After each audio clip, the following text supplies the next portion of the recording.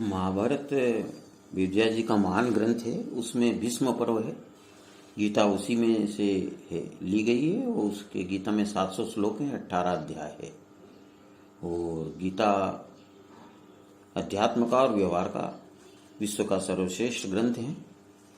और ज्ञानेश्वरी टीका या भाष्य की सबसे बड़ी महिमा ये है कि ये गीता में जो आचरण या कर्म बताया गया है उस पर जोर देती है। और अन्य भाष्यों में गीता का शाब्दिक ज्ञान ज्यादा है मेरी जानकारी में। इसलिए ये ग्रंथ की गीता के हम जो बोल रहे हैं या चर्चा कर रहे हैं वो आचरण की शिक्षा के लिए है। और आचरण ज्यादा महत्वपूर्ण है। ज्ञान तो हम चाहे जितना बढ़ा सकते हैं। उन्हीं गीता की ज्ञानेश्वरी में भी भारतीय विद्या भवन से प्रकाशित जो ज्ञानेश्वरी है, जिसका हिंदी अनुवाद उर्मिला जामदार ने किया है, बड़ा दुर्लभ ग्रंथ है। और आप जो इसी को सुन रहे हैं तो आपको अच्छा लगे तो आप ये खरीद भी सकते हैं। बड़ा महत्वपूर्ण ग्रंथ है। और ये जो हम चर्चा कर रहे हैं ये YouTube पे भी हमने दे दिया है, ये अवेलेबल है। उस पर और भी बहुत से हैं, मतलब यानी गीता पे चर्चा। तो हमारी जो है वो गीता ज्ञानेश्वरी ज्ञान के नाम से, यदि आपको अच्छी लगे तो आप अपने मित्रों को, साथियों को खाली ये बता देंगे तो YouTube से और अधिक लोग लाभ ले सकते हैं। आज हमारा चौथा अध्याय का 19वां श्लोक है। बार बार एक ही बात कही है और वो सत्य है, वो एक ही रहेगा चाहे कितनी बार कहे। बार बार इसलिए कहते हैं कि वो हमारे दिमाग में बैठ जाए और हम उसका आचरण अनुकरण करने लगे। तो कि जिनके सब कर्म फल इच्छा रहित और कर्तृत्व अभिमान रहित हैं, ज्ञान रूपी अग्नि में जिनके कर्म जल गए हैं, उस पुरुष को विद्वान लोग पंडित कहते हैं। तो ज्ञानी पंडित वही मैंने जैसे शुरू में निवेदन करा, शब्द ज्ञान से नहीं है साहब। जिनके आचरण में ज्ञान आ गया वो ज्ञानी है। तो ज्ञान की अग्नि में, यानी ज्ञान की अग्नि में, ज्ञान की जो तब के आचरण में जिसके उतर गया है, तो उसके दो बातें होती है कि उसको अहंकार नहीं होता कर्म करने का, और उसके कर्म की फल की इच्छा नहीं चाहता। यही ज्ञान, यही गीता का ज्ञान ज्ञानेश्वरी में है। और हमारा उद्देश्य ये है कि अधिकतम लोग उस स्थिति में आ जाए। गीता पढ़ने का वास्तविक लाभ यही है। पढ़ने में भी आनंद आता है, सुनने में भी आता है, चर्चा में भी आता है, लेकिन जो आपके आचरण में आ जाएगा ना, तब वास्तव में ज्ञानी या पंडित कहेंगे। तो देख लो, गीता में स्पष्ट कहा कि पंडित वो नहीं है जिसने ज्ञान प्राप्त किया गीता का खाली। पंडित वो है जिसके ज्ञान प्राप्त करने के बाद अहंकार खत्म हो गया और कर्म के फल की इच्छा समाप्त हो गई। तो 20वें श्लोक में बता रहे हैं कि जो कर्म और उसके फल की आसक्ति छोड़ देता है, मतलब कर्म में भी आसक्ति नहीं है कि यही कर्म करना है, उसकी फल में भी आसक्ति नहीं है, तो वो नित्य तृप्त और निराश्रय है, मतलब खाली परमात्मा का आश्रय है। और वो हमेशा संतुष्ट रहता है कि जो कर्म विहित कर्म, आचरणीय कर्म सामने भगवान अपने आप भेजता है। अहंकार में हम संकल्प विकल्प करके नए कर्मों की सृष्टि करते हैं, वो कर्म बंधन के कारण है। और परमात्मा के अलावा कोई दूसरे का जिसको आश्रित नहीं है, तो जो कर्म करते हुए भी नहीं करता, ये बड़ी विशेष बात है। करते हुए भी नहीं करता, देखते हुए भी नहीं देखता, क्योंकि उसमें न तो अहंकार है न फल की इच्छा चाहता है। तो उसका देखना साक्षी भाव से होता है, और वही वास्तविक देखना है, और वही गीता को आत्मसात करना है। तो संतोष के गर्भगृह में बैठकर आत्मज्ञान की मिठाई सदैव वो सेवन करता है। ज्ञानेश्वर जी महाराज कहता है उसका जो आनंद है वो अखंड है, क्योंकि वो शरीर के प्रति उदासीन है और मन में कोई फल भोग की इच्छा नहीं है। 21वां और 22वां श्लोक है, आशा रहित जिसने चित्त और इंद्रियों का निग्रह किया है, सब भोग साधनों का जिसने त्याग किया है, तो देह को आवश्यक कर्म करता रहता है, विविध कर्म भी करता है, नित्य नैमित्तिक कर्म भी करता है। और उसमें बस दो चीज का जो उसको पाप बंधन होता है वो दोनों हटा देता, कर्म करने का अहंकार और फल की आसक्ति। फिर उसको पाप बंधन देता। अर्जुन के प्रश्न का ही उत्तर है कि मैं ये कर्म करूंगा। युद्ध का कर्म था, प्रासंगिक घटना थी। गीता ने युद्ध के प्रसंग को लिया है कि चाहे घोर कर्म भी हो, आपको बाहर से साफ मतलब पाप दिख रहा है, वो भी पाप नहीं है। और साधारण कर्म भी यदि आप अहंकार वश करते हैं, फल इच्छा चाहते हैं, तो वो पाप है।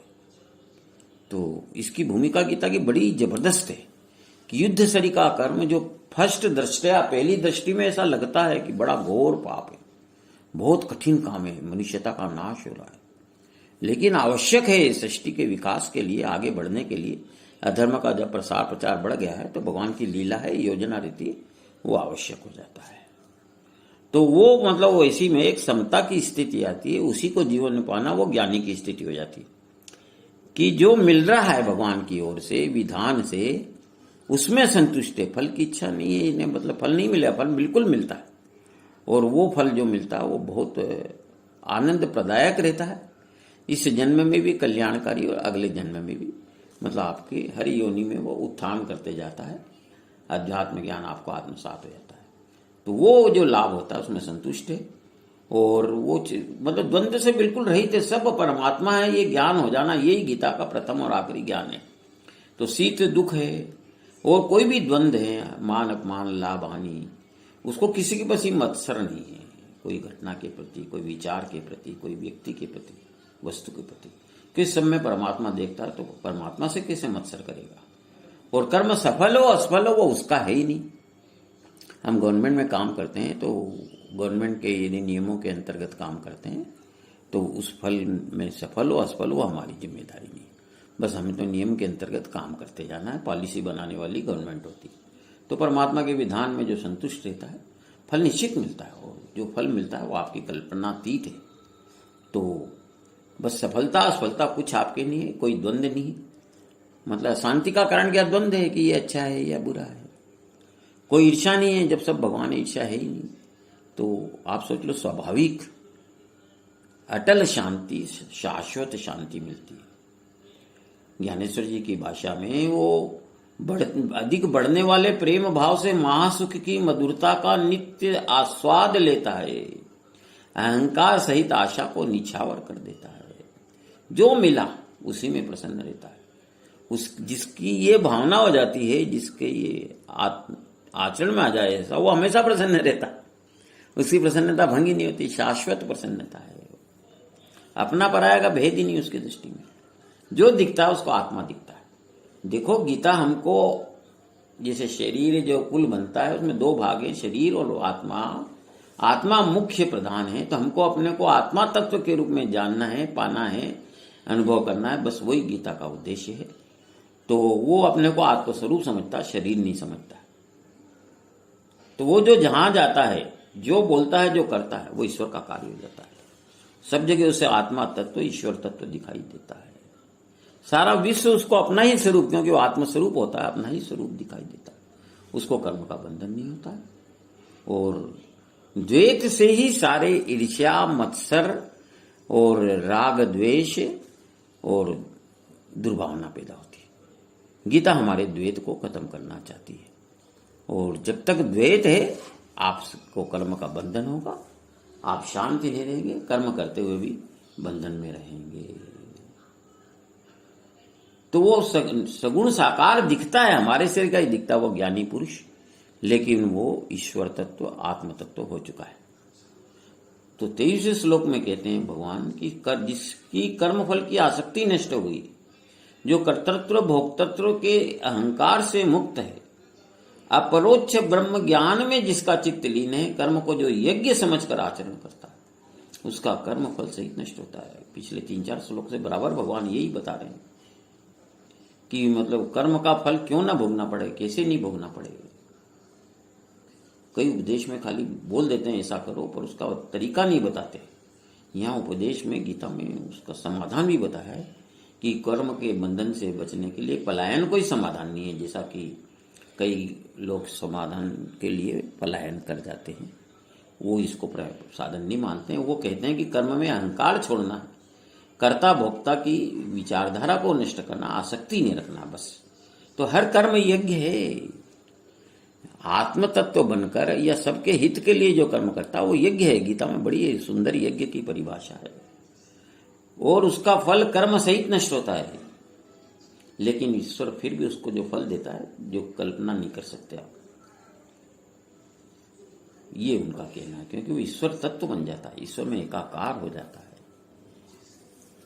तो ये 24वां श्लोक है 4थे अध्याय का कि ब्रह्मार्पणम ब्रह्म हवीर ब्रह्माग्नौ ब्रह्मणाहुतम ब्रह्मेव तेन गंतव्यम वरम कर्म समाधिना। ब्राह्मण लोग इसका रोज पाठ करते हैं।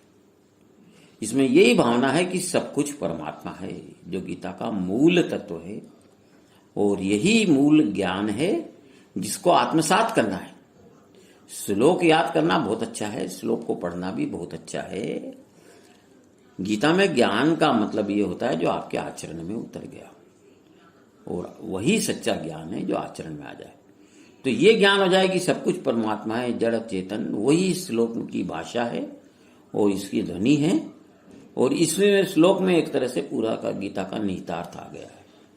यानी जिस मंत्र से हम बोलते हैं, यज्ञ करते हैं, जिस जुहू इत्यादि पात्र से अग्नि में हवि अर्पण करते हैं, वो मंत्र, वो पात्र ब्रह्म है। आज्यादि हवि भी ब्रह्म है, जिसमें हवि प्रक्षेप की जाती है, वो अग्नि भी ब्रह्म है। हवन करने वाला भी ब्रह्म है, हवन क्रिया ब्रह्म है। सब कर्मों में ब्रह्म दृष्टि हुई है। ऐसे ज्ञानी से प्राप्त इष्ट फल ही ब्रह्म है, मतलब सब ब्रह्म है। देख लो इस श्लोक में पूरी गीता का सार आ गया है कि अग्नि, हवन कुंड, बोलने वाला मंत्र, जो सामग्री दी जाती है, सब कुछ ब्रह्म है, सब ईश्वर तत्व है। बस इसको हमको मंत्र बोलने से भी लाभ है, इसको हमको आत्मसात करना है। ये मतलब गीता का मुख्य उद्देश्य है। और यज्ञ के 14 करीब प्रकार गीता में बताएं, चौथे अध्याय में ही। कई यज्ञ हैं। मान लो देवता से सकाम हम फल चाहते हैं, तो उसके लिए भी कई लोग यज्ञ करते हैं। कोई लोग मतलब यानी प्रारब्ध है उनको पाने के लिए, या कुछ प्रारब्ध में कोई समस्या मिटने के लिए यज्ञ करते हैं। और कुछ ज्ञान योगी ब्रह्म रूपी अग्नि में जीव का ब्रह्म से भिन्नत्व से हवन करते हैं, यानी अपना जीवत्व की भावना नष्ट हो जाए, ये ज्ञान यज्ञ। हम अपने को शुद्ध ब्रह्म मानने लग जाए। ऐसे इसमें कई तरह के यज्ञ हैं। कुछ इंद्रियों का संयम रूपी अग्नि में हवन करते हैं, यानी बड़ी संयम की अग्नि है ये। इंद्रियां हमारे मन हिसाब से चले, यानी जो सही है उसके हिसाब से चले। मैं बार बार निवेदन कर रहा हूं कि दो चीज होती है, एक तो मैं क्या चाहता हूं, इसमें अहंकार है, और चाहने में फल की आशा है। और क्या होना चाहिए, मतलब इसमें करना नहीं, होना चाहिए जो सही है। तो वो इंद्रियों द्वारा स्वाभाविक वह हो जो जन कल्याण में हो, जो ईश्वर की योजना, वो आप ज्ञानी तत्व आप में आत्मसात जैसे होगा। आपको ईश्वर की हर बात समझ में आ जाएगी। ईश्वर की बात आपको बिल्कुल स्पष्ट सुनाई देगी। रामकृष्ण है, इनका अनुभव था कि ईश्वर जो बोलता है मुझे साफ साफ दिखाई देता है। तो वो संयम रूपी अग्नि में अपने मन में जो चंचलता है, मन में जो कामना है, उनका हवन करते हैं। शब्द आदि विषय, ये विषय कहलाते हैं, जैसे बोलने का विषय, देखने का, उनका इंद्रियों के रूपी अग्नि में हवन करते हैं। ये भी यज्ञ के प्रकार है। और भी कई तरह के यज्ञ हैं। और कुछ साधक द्रव्य यज्ञ करते हैं, यानी जिसमें कोई भी सामग्री लगती है, यानी धन का की उपयोगिता है, वो द्रव्य यज्ञ। सामग्री खरीदने के लिए धन चाहिए। कुछ तप यज्ञ करते हैं, तपाते हैं अपने शरीर को, संयम के लिए तपाते हैं, ईश्वर को पाने के लिए भी करते हैं। कुछ योग यज्ञ करते हैं, ईश्वर से जुड़ने के लिए। कुछ स्वाध्याय यज्ञ करते हैं। स्वाध्याय का मतलब प्रचलन भाषा में वो भी अच्छा शास्त्रों को पढ़ना, पर सही स्वाध्याय का अर्थ है संस्कृत में स्व का अध्ययन। तो आप अध्ययन करते जाएंगे तो आपको मालूम पड़ जाएगी मैं जो हूं आत्म तत्व हूं, स्व का अध्ययन करेंगे, और मैं शरीर तत्व नहीं हूं। और स्व का अध्ययन करते करते हम अपनी स्थिति का अध्ययन करें शास्त्रों के परिप्रेक्ष्य में, कि हमें अहंकार तो नहीं है, हमारे में कोई दुर्गुण तो नहीं है। वास्तव में स्वाध्याय ये है, क्योंकि हम ये अध्ययन करेंगे तो हम हमारी स्थिति का ज्ञान होगा कि हम कहाँ खड़े हैं। हम उपदेश दे रहे हैं, मान लो रोज सुन रहे हैं, लेकिन हमारे आचरण में कोई फर्क नहीं है, तो उससे लाभ नहीं। ये स्वाध्याय इसको कहते हैं। और कुछ ज्ञान यज्ञ करते हैं। ज्ञान यज्ञ की महिमा आगे भी आएगी, ज्ञान यज्ञ की तो कोई तुलना ही नहीं है। कुछ लोग कठिन व्रतों का आचरण करते हैं। ऐसे 14 यज्ञ गीता में चौथे अध्याय में बताया। तो कोई अपनी इंद्रियों पे नियंत्रण की तपस्या करते हैं, कुछ एक प्राणायाम है वो भी करते हैं। कई लोग प्राणायाम में तत्परयोगी, प्राण और अपान दोनों का अवरोध करते हैं। कुछ लोग आहार का संयम करते हैं। और ऐसे यज्ञ करने, जो भी यज्ञ होते हैं उनसे पातक यानी पाप नष्ट करते हैं। सारा उद्देश्य यही है कि कार्य कारणात्मक ज्ञान जब नष्ट होता है तब शुद्ध आत्मस्वरूप शेष रहता है और अद्वैत की स्थिति आ जाती है। तो यज्ञ करने वाले की इच्छाएं पूरी नहीं होती, वो आप्त काम हो जाता है, उसकी इच्छाएं समाप्त हो जाती है।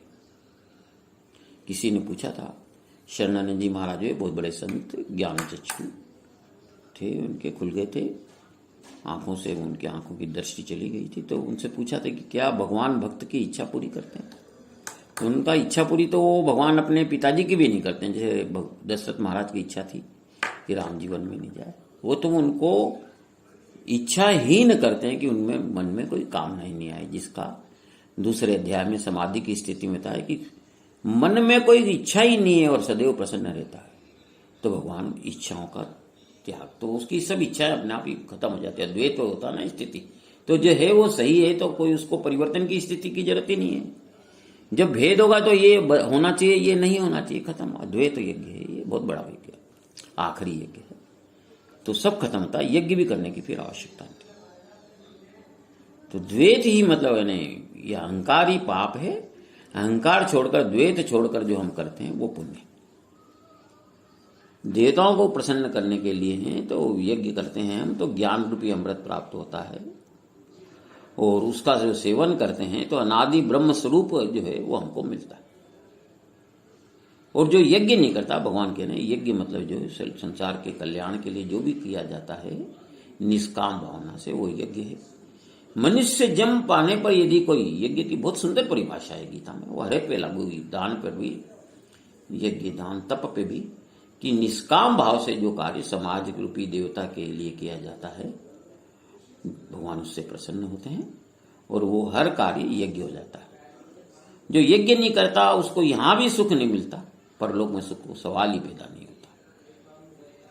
तो वेदों में कई यज्ञों का है और सब कर्म यज्ञ जो है कर्मजन्य है, कर्म से करना पड़ता है।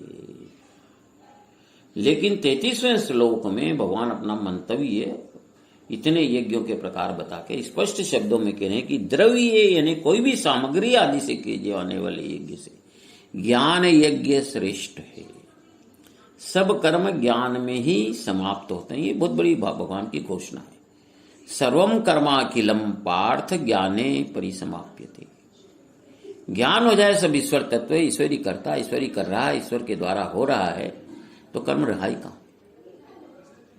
मतलब ज्ञान की बड़ी महिमा है। एक बार किसी भक्त ने उड़िया बाबा से पूछा था कि ज्ञान बड़ा की भक्ति, तो उन्होंने यही कहा भक्ति बड़ी है। वो निश्चित बात है, भक्ति की महिमा को हम कुछ भी कही मतलब शब्दों में बांध ही नहीं सकते। फिर पूछ लिया किसी ने कि फिर ज्ञान, तो उन्हें ज्ञान हो जाने पर यह भेद ही नहीं रहता कि भक्ति बड़ी है या ज्ञान, बस ये एक शब्द में समझ लो। ज्ञान हो जाने पर कुछ करना शेष ही नहीं रहता है। तो भगवान ने कितनी बड़ी बात कही है इसमें 33वें श्लोक में, सर्वम कर्माखिलम पार्थ ज्ञाने परिसमाप्त। ईश्वर ही करता है, ईश्वर की लीला से जो हो रहा है, कर्म है ही नहीं, वो आपका कर्म है ही नहीं। तो ज्ञान में कर्म खत्म हो जाते हैं। बाकी जितने भी यज्ञ है उसमें करना पड़ता है। तो क्योंकि सारे जो अधिष्ठान यज्ञ है उसमें स्थूल स्वरूप कर्म है उसका, उसमें ज्यादा ज्यादा सुख आपको स्वर्ग है यदि सकाम आपने किया है। लेकिन जिनका ज्ञान जागृत हो गया, जिन्होंने ज्ञान यज्ञ किया है, वो इसी जन्म में चित्त शुद्धि से कृतार्थ होकर तो कर्म से भी साध्य जो है वो निष्काम ज्ञान वो प्राप्त हो, उसकी साधना करते हैं और ईश्वर प्रसन्न होकर मुमुक्षुओं को ज्ञान प्राप्ति का वरदान देते हैं। जहां प्रवृत्ति कुछ करने की वृत्ति ही नष्ट हो जाती, तर्क वितर्क की इच्छा ही नहीं होती, विषय की आसक्ति का इंद्रियों को विस्मरण हो जाता है, उन इंद्रियां अपना स्वभाव भूल जाती है, मन संकल्प करना छोड़ देता, वाणी मौन हो जाती है, आत्म तत्व को वाणी से बताया नहीं जा सकता। तो वहां नित्य जानने योग्य ब्रह्म अपने व्यापक स्वरूप में प्रकट होता है। तो वैराग्य के कष्ट समाप्त हो जाते हैं, विवेक की इच्छा नष्ट होती है, बिना कष्ट के आत्मज्ञान प्राप्त होता है। देखो, आत्मज्ञान श्री की दुर्लभ अनमोल चीज ईश्वर कृपा से ही मिलती है। जो भी हम मतलब बड़ी चीज पाना चाहते हैं, उसका मूल्य देने की सामर्थ्य हमारे पास नहीं है।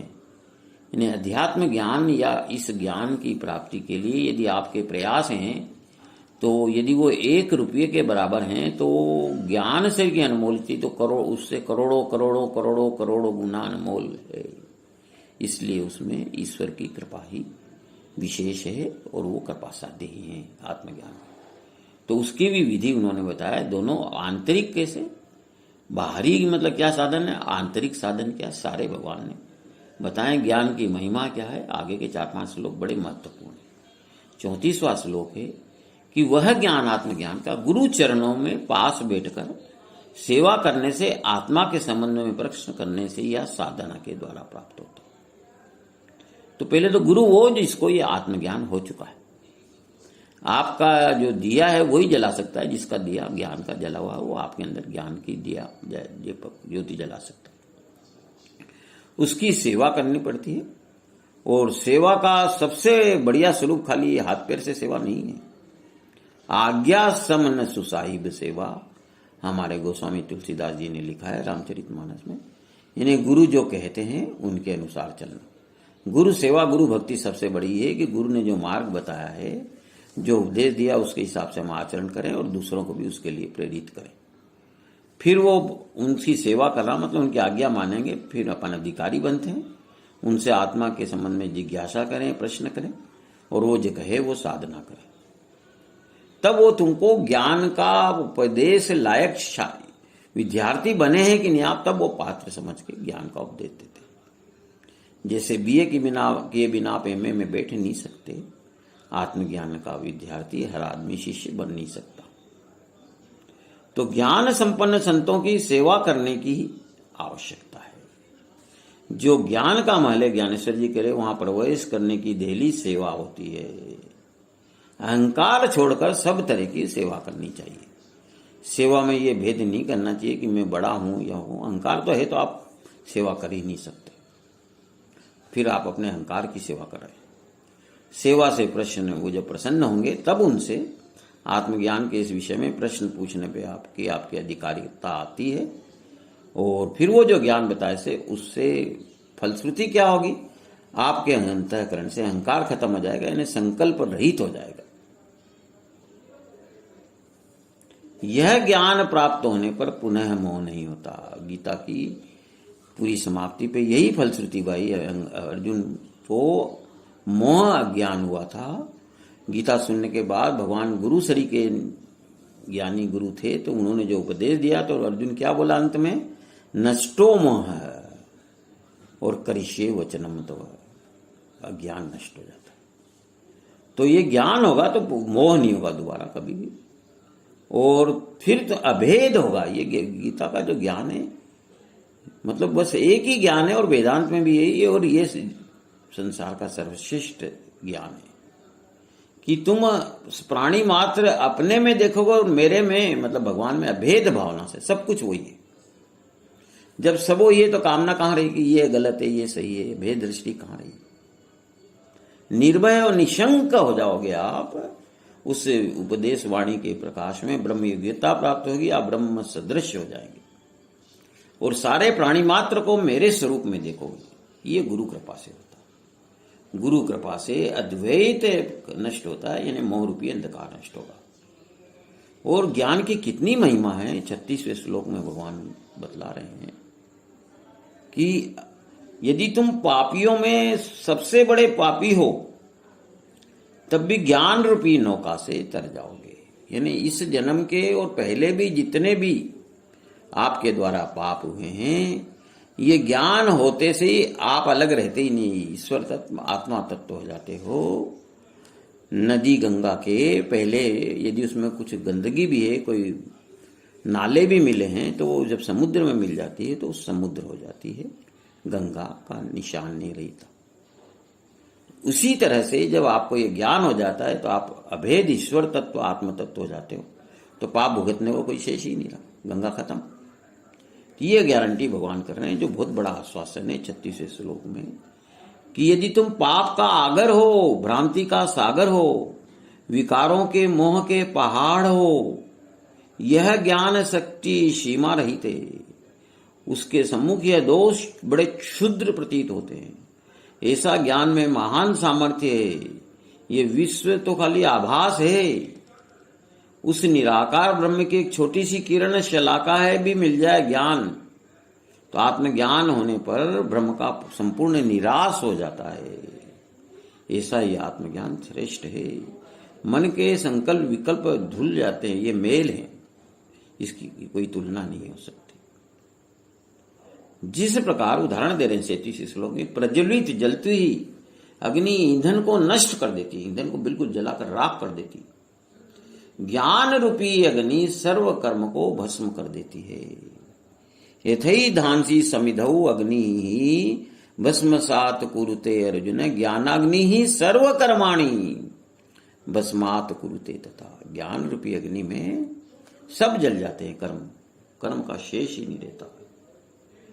तो प्रलय काल की अग्नि वायु से जब प्रदीप्त हो जाती है तो जग को नष्ट करती है। तो वो जो कर्म रूपी घास या छोटे मोटे ईंधन है, उस अग्नि को क्या जला सकते हैं? बचेंगे क्या वो? ज्ञान की बड़ी महिमा है। और आगे 38वें श्लोक में भगवान कह रहे हैं कि वेदों में और सब लोकों में इस ज्ञान के समान, आत्मज्ञान के समान, गीता ज्ञान के समान पवित्र कोई वस्तु नहीं है, कोई भी लोकों में और वेदों में। यह ज्ञान अधिकार संपन्न योगियों को अपने ही अंतःकरण में समय पाकर प्राप्त होता है। उसमें मनुष्य का प्रयास तो इतना ही, निष्काम भाव से कर्म करे जाए। निष्काम भाव से कर्म करने में, यज्ञ कार्य करने से आपके अंतःकरण के मेल, राग, द्वेष, अहंकार ये जलते जाते हैं, खत्म होते जाते हैं। तो जब तक ये रहते हैं ज्ञान प्रकट नहीं होता, पर ईश्वर की कृपा से फिर वो ज्ञान आपके अंदर ही प्रकट हो जाता है। तो इतनी महिमा है कि इसके समान पवित्र संसार में कोई वस्तु ही नहीं है। अत्युत्तम है ये। और जैसे आत्मा को उपमा देने के लिए कुछ नहीं है, आत्मा ही है। चैतन्य को चैतन्य की उपमा है, सूर्य को सूर्य की ही उपमा दे सकते हैं। उसी तरह से ज्ञान के समान पवित्र सत्य वस्तु ज्ञान ही है। अमृत का स्वाद अमृत जैसा ही होता है। तो ये आत्मज्ञान, ज्ञान को आत्मज्ञान की ही तुलना कर सकते हैं। ये ज्ञान की बड़ी महिमा है। अब आंतरिक है, पहले भगवान ने बाहर के मतलब ने बताए थे तरीके कि ज्ञान गुरु चरणों में बैठो, उनकी सेवा करो, प्रश्न करो। आंतरिक शिष्य की क्या योग्यता होती है, ये उन्होंने 39वें श्लोक में बताया। श्रद्धावान होना चाहिए, ज्ञान में पूरी श्रद्धा होनी चाहिए। देखो, छोटा बालक होता है, बड़ा निर्दोष होता है। उसको मम्मी कहती है मैम की 2 और 2 4, वो मान लेता है। वो कहती है तेरे पापा है, मान लेता है। तो उसकी पूरी श्रद्धा रहती है। कोई भी वचन मम्मी का हो, मैम का, तो बहुत जल्दी पिकअप होता है, उसका ग्रास्पिंग पावर होती है। हम जितना ज्यादा ज्ञानी, ये जो ज्ञान हमारा संसार का बढ़ता है, उतने ही संशयवान हो जाते हैं, तर्क वितर्क कुतर्क करते हैं। इसलिए हम ज्ञान नहीं पाते। गीता का बड़ा महत्व पर पूर्ण इस श्लोक में कहा है कि श्रद्धावान लभते ज्ञानम। ज्ञान का आत्मसात करने के लिए श्रद्धा सबसे बड़ी चीज है। और स्वामी रामसुखदास जी के शब्दों में श्रद्धा अलौकिक चीज है, इस लोक की चीज नहीं। हर एक में ये प्रकट नहीं होती। श्रद्धा बड़े भाग्यवान लोगों को मिलती। तो उसके लिए पहले तो श्रद्धा होना चाहिए। परमात्मा के वचनों में, गुरु के वचनों में और गुरु में, सब में श्रद्धा होनी चाहिए, पूरी श्रद्धा, 100% श्रद्धा। फिर ज्ञान साधना में तत्पर होना चाहिए। तत्परता बहुत बड़ा गुण है साहब। द्रोणाचार्य जी मतलब गुरु अपने पुत्र अश्वत्थामा को धनुर्विद्या में सर्वश्रेष्ठ धनुर्धर बनाना चाहते थे, लेकिन अर्जुन की तत्परता देखी तो वो मतलब पुत्र को भूलकर अर्जुन को वो ज्ञान देना पड़ा। तो शिष्य में उतनी तत्परता होनी चाहिए। और जितेंद्रिय योगी को ज्ञान प्राप्त, अपने मन और इंद्रियों पे पूर्ण नियंत्रण होता है। यदि घड़ा फूटा हुआ है तो उसमें कितना ही पानी डालो। तो इंद्रियों पे और मन पे पूरा संयम होना चाहिए। और इस ज्ञान का फल क्या है, देखो आप, बड़ी सुंदर सुंदर है। ज्ञानम लब्ध्वा पराम शांतिम अचिरेण अधिगच्छति। उसको फिर मोक्ष रूपी दुर्लभ 4 पुरुषार्थ में आखिरी है ये, धर्म अर्थ काम मोक्ष। वो परम शांति प्राप्त होती है। एक शांति है वो स कारण होती है। जैसे आपके रोग हुआ, मिट गया, तो वो रोग के मिटने की शांति। बच्चे की शादी नहीं हुई, पीड़ा मिटी आपको, वो है। एक अकारण ऐसी शांति जो स्वरूपतः शांति है। आपका आत्मा का स्वरूप शांति है। जैसे जल को कोई कारण से गर्म कर सकते हैं, छोड़ देंगे तो स्वभावतः शीतल हो जाता है। तो आत्मा तत्व मतलब स्वाभाविक रूप में शीतल है, शांत है। वो मोक्ष रूपी परम शांति ज्ञान के कारण मिलती है। तो उसके लिए आंतरिक श्रद्धावान होना चाहिए, गुण है। ज्ञान साधना में तत्पर होना चाहिए और जितेंद्रिय मन और इंद्रियों पे पूरा नियंत्रण होना चाहिए। तो श्रद्धा मतलब बहुत ज्यादा होनी चाहिए। ये बहुत बड़ा मतलब ये श्रद्धा भक्ति में भी और संसार में भी कोई भी चीज पल में श्रद्धा होना चाहिए। अपने लक्ष्य जो है उसको पाने में पूरी हमको श्रद्धा होगी तो जल्दी मिल सकता है। तो उस ज्ञान में निर्दोष शांति रहती है।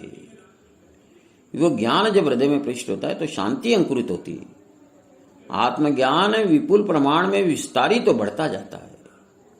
और फिर वो ऐसा योगी यदि आंख उठाकर किसी को देखता है तो उसमें भी शांति प्रवेश कर जाती है।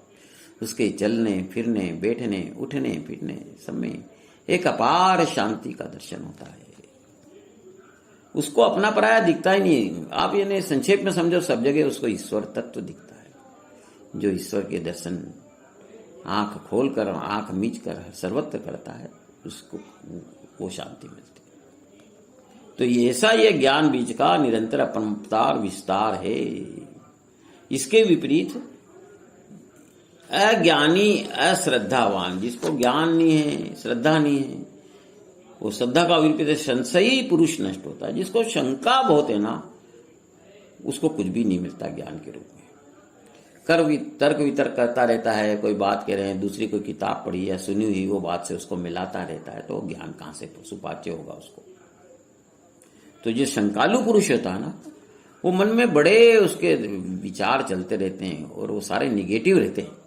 उसके पास बैठने में हानि ही हानि है। और उसको न तो ये लोक मिलता है न परलोक। भगवान कहते हैं आत्मसुख तो बहुत दूर की बात है। अज्ञस्य अश्रद्धानस्य संशय आत्मा विनश्यति, नष्ट हो जाता है। नष्ट होने का मतलब ये लोक में भी कुछ नहीं मिलता और अगली योनि भी उसको और खराब योनि मिलती। शंकालु को कुछ नहीं मिलता। संशय आत्मा को श्रद्धा के बिल्कुल विपरीत है। ये लोक परलोक कुछ भी नहीं मिलता। आत्मसुख तो बहुत दूर की बात है। तो ज्ञान के बिना, जैसे मुर्दा शरीर है वो मतलब शरीर फिर व्यर्थ है। ज्ञान बिना जीवन ब्रह्मपूर्ण होता है। तो जो कोई जिज्ञासा और ज्ञान में श्रद्धा उसको फिर भी मिल सकती है। जिसको शंका है, संदेह कि ऐसा ज्ञान होता ही नहीं, उसको कहां से मिलेगी। मिल भी गई तो विश्वास ही नहीं करेगा, वो पाएगा नहीं। तो दोनों है। मान लो मन में इच्छा है तो भी संभावना है थोड़ी बहुत। जो संशय रूपी अग्नि में कहा है ज्ञान से, उसको अग्नि कहते हैं। तो उसको अमृत की यदि मिलेगा तो उसको अरुचि हो जाएगी। मतलब ऐसा होता है, तुलसीदास जी ने भी इशारा करा, कथा जब चलती है वहां पहुंच भी जाता संयोग से, तो उसको अश्रद्धा रूपी जाड़ा लग जाता है और उसकी श्रद्धा वहां बनती नहीं, वो कथा में रस ले नहीं पाता। तो जो विषय सुख से तृप्त है, जितना संसार में विषय दिखता है नहीं। संसार में विषय में सुख है नहीं, आभास है, सुख नहीं है। तो आत्मज्ञान के प्रति वो उदासीन है। तो वो संशयी पुरुष हित और हित की बात न तो जानता है न जानना चाहता है। जैसे जन्म से जो अंधा है, ज्ञानेश्वर जी महाराज कह रहे हैं, उसके लिए रात और दिन दोनों बराबर है, वैसे ही वो कुछ भी नहीं जानता। तो जिसने निष्काम कर्म योग के द्वारा सकाम कर्म का त्याग किया है, देखो आगे बढ़ने में सबसे पहले तो ये सकामता नष्ट होनी चाहिए। मतलब सकामता मतलब अहंकार से होती कि मैं हूं तो मैं जो चाहता हूं वो पूर्ति होना चाहिए। तो सबसे सबका अवगुणों का पितामह अहंकार है और अहंकार ईश्वर की रचना नहीं है। ईश्वर ने शरीर बनाया, उसमें जो कोई भी विशिष्ट गुण है मनुष्य अपना मान लेता है। ज्ञानेश्वर महाराज कई बार समझा रहे हैं कि जैसे आंख देखती है, आंख से खाना कहाँ पा सकते हैं। तो ऐसे जो गुण है वो प्रकृति का बनाया हुआ है, परमात्मा का। तो आप अपना क्यों मानते हो उसको? आप में कोई विशेष बुद्धि है, विशेष शक्ति है, तो आपकी नहीं है। तो अहंकार का कारण ही गलत है। और ईश्वर जो आपका आवश्यक है उसकी पूर्ति निश्चित करता है। आप तो सकामता का विष घोलकर जो मिलने वाला है उसको ठुकरा देते हैं। इसलिए सकामता बिल्कुल नहीं है। तो निष्काम कर्म करना चाहिए, उससे अंतःकरण शुद्ध होते जाता है, तो ज्ञान प्राप्ति की। तो और आत्मज्ञान जब प्रकट हो जाता है तो सब संशय नष्ट हो जाते हैं। उसको कर्म मानते ही नहीं, कर्म है ही नहीं, न तो करता है न कर्म है, न कर्म का भोगता है, कोई है ही नहीं। उसको ये ज्ञान सब कुछ ईश्वर है। तो संशय जैसा घोर पाप नहीं है, ये संशय प्राणियों के सर्वस्व नाश करने का जाल है, और ज्ञान के अभाव में इसका स्थान रहता है। अज्ञान की कालिमा बड़ी भयंकर होती है। जब मन में ये कालिमा विकसित होती है तो विश्वास का सर्वथा नाश होता है, और ये अविश्वास बुद्धि को प्रभावित करता है। सारे जगह उसको संशय ही संशय दिखता है। उसके पास भी जो बैठता है वो भी दुखी हो जाता है।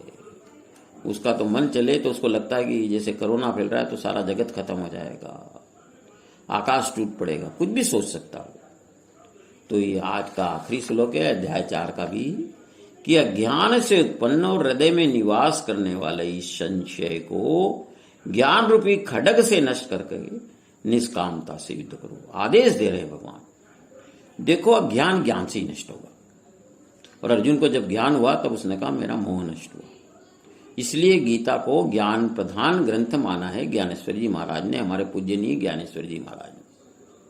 तो बोला अज्ञान है, शंका है, तो ज्ञान रूपी तलवार से काट डालो इसको, और ज्ञान प्रकट हो जाएगा। तो फिर तुम ये फल की मिलेगा नहीं मिलेगा, अच्छा है बुरा, ये सब अहंकार बुद्धि है, संशय है अर्जुन को, वो नष्ट हो जाएंगे ना।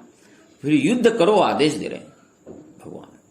आपके सबके हमारे लिए आदेश है कि आप निष्कामता की स्थिति में हैं तो जो भी परिस्थिति आपकी आती है वो युद्ध मान लीजिए आप उसको। युद्ध संसार में हर पल हमको करना पड़ता है सृष्टि की सुंदरता बनाए रखने के लिए। तो जो भगवान जहाँ आपको विहित कर्म देते हैं नित्य नैमित्तिक, उनको भगवान का आदेश मानकर पूरी निष्कामता से वो कार्य करो। ये मतलब उनका आज का उपदेश है। ये इसमें ज्ञान की महिमा बताई गई है। ज्ञान बड़ी दुर्लभ चीज है, और ये गीता श्रवण बड़ा पुण्य का काम है। तो ज्ञानेश्वर जी महाराज कहते हैं कि शक्कर खाने से जब रोग नष्ट होते तो कड़वा नीम पीने की क्या आवश्यकता है। तो पहले मन को संयमित करो, इंद्रियों का दमन करो। तो आप जब मन को कान बना लेंगे तो ज्ञानेश्वर जी महाराज गारंटी कर रहे हैं कि खाली सुनने से ही आपको मोक्ष प्राप्त होगा। हरिओम।